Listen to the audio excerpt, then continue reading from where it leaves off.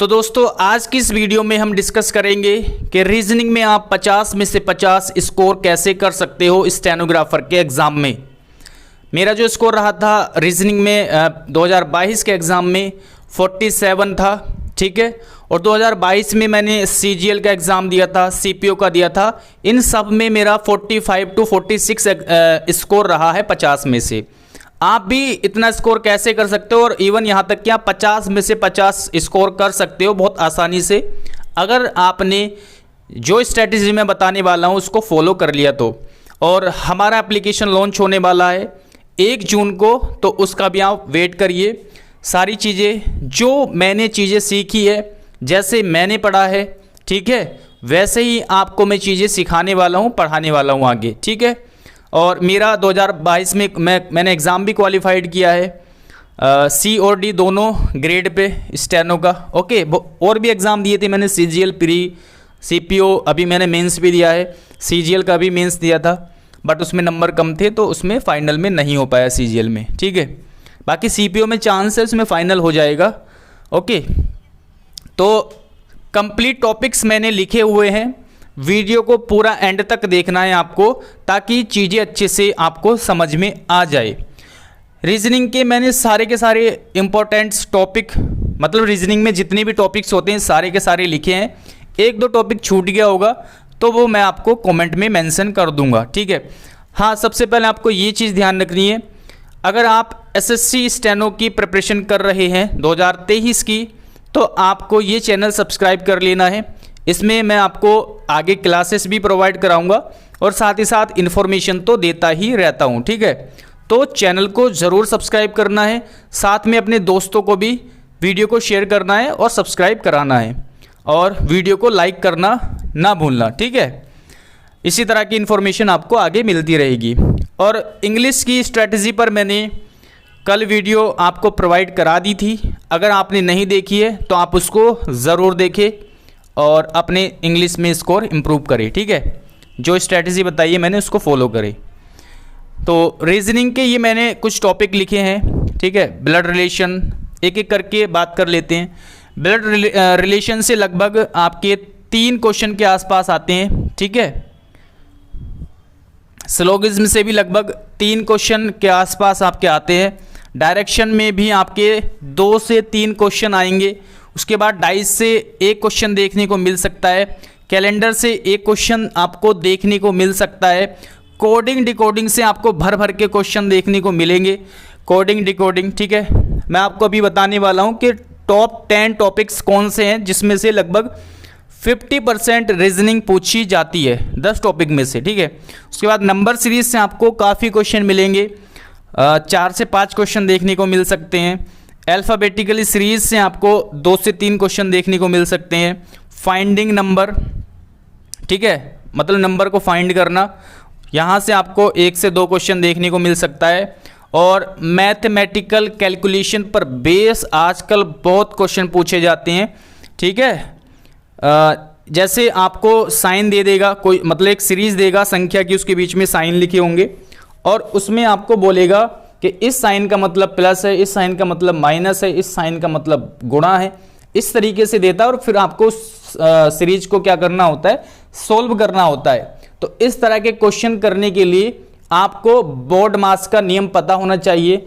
अगर आपको बोर्ड मास का नियम नहीं पता है तो आप इस तरह के क्वेश्चन नहीं कर पाओगे, ठीक है, क्योंकि ये गुणा भाग वाले क्वेश्चन होते हैं और ये आजकल पूछे जा रहे हैं। तो आपको ये चीज़ें जरूर सीखनी है, बोर्ड मास का नियम, ठीक है।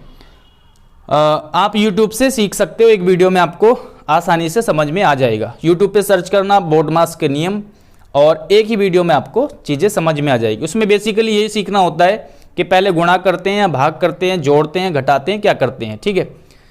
ये चीज़ें आपको सीखनी है। एनालॉजी से क्वेश्चन बनते हैं, क्लासिफिकेशन से काफ़ी क्वेश्चन आते हैं आपके। अरेंजिंग वर्ड, ठीक है, अरेंजिंग वर्ड, यहाँ से पहले क्वेश्चन आपके 2 फिक्स होते थे, बट आजकल जो है 2022 में शायद मेरे ख्याल से नहीं पूछा गया यहाँ से क्वेश्चन, बाकी आपको सीखना तो पड़ेगा ही। ऑर्डर रैंकिंग से, सीटिंग अरेंजमेंट से क्वेश्चन आपके पूछे जाते हैं, इजी होता है, ज़्यादा टफ नहीं होता, ठीक है। इनइक्वालिटी से भी 1 से 1 आध क्वेश्चन आपको देखने को मिलता है आजकल एग्ज़ाम में।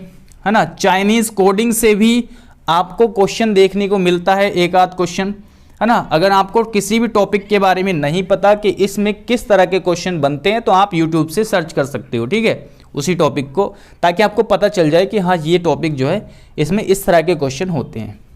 मैं एक्सप्लेन करके बताऊंगा तो काफ़ी लंबी वीडियो हो जाएगी फिर। उसके बाद वेन डायग्राम से क्वेश्चन आते हैं, है ना। फिगर को कंप्लीट करना, ये क्वेश्चन काफ़ी मतलब 1 से 2 क्वेश्चन बनते हैं। फाइंडिंग फिगर, है ना, इस तरह से जो होता है, मतलब 3 आकृति यहाँ पर दे देगा, यहाँ पर पूछ लेगा क्या आएगा, इस तरह से कुछ भी पूछ सकता है। या फिर ये पूछेगा कि इस तरह की आकृति किन 4 ऑप्शन में छिपी हुई है, इस तरह से क्वेश्चन पूछता है, ठीक है। Mirror image, water image, paper cutting, मतलब ये सारे के सारे टॉपिक्स हैं जहाँ से आपके 2 से 3 क्वेश्चन पूछे जाते हैं, ठीक है। अब टॉप 10 टॉपिक्स कौन से हैं, जिसमें से लगभग 25 से 26 क्वेश्चन तक तो आपके पूछे ही जाते हैं। एक हो गया आपका ब्लड रिलेशन, सिलोगिज्म, ठीक है, ये हो गया। डायरेक्शन हो गया, डाइस से हालांकि एक आध क्वेश्चन पूछा जाता है, ज़्यादा नहीं आता, कैलेंडर से भी ज़्यादा नहीं आता। तो ये ऊपर के 3 टॉपिक्स बहुत ज़्यादा इंपॉर्टेंट है, यहाँ से भी आपको करने ही करने हैं, क्योंकि यहाँ से भी क्वेश्चन बनते हैं, एक एक क्वेश्चन तो बनता ही है। अब आ जाते हैं कोडिंग डिकोडिंग पे। Coding decoding, number series, alphabetically series, finding number, यहाँ से आपको काफ़ी क्वेश्चन देखने को मिलेंगे। 3 ये हो गए और 4 टॉपिक ये हो गए आपके, ठीक है। उसके बाद मैथमेटिकल इक्वेशन से काफ़ी क्वेश्चन आते हैं। उसके बाद आप एनालॉजी से, है ना, क्लासिफिकेशन से, ये जो आपके टॉपिक्स हैं, 3 ये हो गए, 4 ये और लगभग 3 ये हो गए। यहाँ से आपको लगभग 50% रीजनिंग देखने को मिलेगी, ओके। बाकी जो नॉन वर्बल रीजनिंग है, वहाँ पे आपको वेन डायग्राम वगैरह या फिगर कंप्लीट करना, पेपर कटिंग वगैरह ये देखने को मिलता है ना। तो ये चीज़ें मतलब इन जो 10-11 टॉपिक्स हैं स्टार्टिंग के, जो मैंने आपको बताए हैं, है ना, उनको आपको अच्छे से पढ़ना है। यहाँ तक तो आप अच्छे से पढ़ो, 1 से लेकर के 12 तक बहुत ज़्यादा प्रैक्टिस करनी है, क्योंकि यहीं से ज़्यादा क्वेश्चन आते हैं। पढ़ना कैसे वो मैं आपको आगे बताऊंगा। और स्टार्टिंग के जो ये आपके लगभग 5 चैप्टर है, ये 5 चैप्टर कैलेंडर तक, इनमें कॉन्सेप्ट होता है। आप एक बार कॉन्सेप्ट सीखोगे तो आपके ये चैप्टर आसानी से हो जाएंगे, ठीक है। बस एक बार आपको कॉन्सेप्ट सीखना है। और मैंने पिछली बार रीजनिंग में आपको ये सारे चैप्टर पढ़ाए थे और आप लोगों ने बहुत ज़्यादा पसंद किया था उन चैप्टर को, क्योंकि मैंने बहुत बेसिक तरीके से बताया था। अगर आप कहीं से बैच लेना चाहते हो तो एक चीज़ ध्यान रखना, ऐसे टीचर से पढ़ो जो ये जो चैप्टर आपको दिए हुए हैं, ऐसा ना हो कि एक चैप्टर में ही आपको 10 दिन लगा दे या 1 हफ्ता लगा दे। मैंने एक चैप्टर को एक ही क्लास में कराया था और लगभग 2 घंटे की क्लास में कंप्लीट कराया था, और बिल्कुल बेसिक कॉन्सेप्ट से लेकर के हाई लेवल कॉन्सेप्ट तक कराए थे, ठीक है। बहुत बेसिक तरीके से मैंने पढ़ाया था आपको, ताकि हर बच्चे को समझ में आ जाए। वही मेरा पढ़ाने का तरीका है और इसी चीज़ को हम आगे लेकर के आने वाले हैं। मैं एक बार आपको बता देता हूँ, जो एप्लीकेशन है वो 1 जून को हम लॉन्च करेंगे, ठीक है। और इसमें मैं सारी चीज़ें वैसे ही कराने वाला हूँ, जो मैंने चीज़ें सीखी है, जैसे मैंने पढ़ा है, ठीक है, वैसे ही आपको पढ़ाने वाला हूँ बहुत अच्छे तरीके से। बाकी यूट्यूब पर भी आपको क्लासेस मिलती रहेगी और इस दिन का आपको ज़रूर वेट करना है और सबको सपोर्ट करना है, ठीक है। ओके, अब डिस्कस कर लेते हैं आगे कैसे करना है आपको। चलिए, यहाँ से मैं इसको क्लियर कर देता हूँ।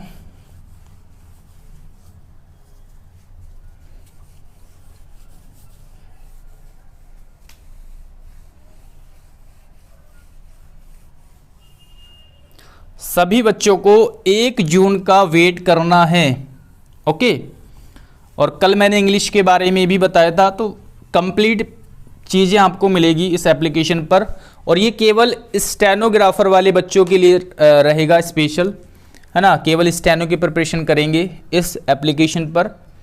और जो मैंने कल इंग्लिश के बारे में भी बताया था, उसमें भी आपको सेम चीज़ें ध्यान रखनी है। अगर आप कहीं और से पढ़ रहे हो तो ऐसे टीचर से पढ़ो जो आपको कम समय में ज़्यादा चीज़ें प्रोवाइड करा दे। ठीक है, कोई टीचर होता है कि आपको एक चैप्टर में 15 से 20 दिन का समय लगाता है, तो वैसे आपको नहीं पढ़ना है। अगर आपको टीचर बनना है तो आप वैसे पढ़ सकते हो, और एग्ज़ाम निकालना है तो वैसे आपको नहीं पढ़ना है। ठीक है,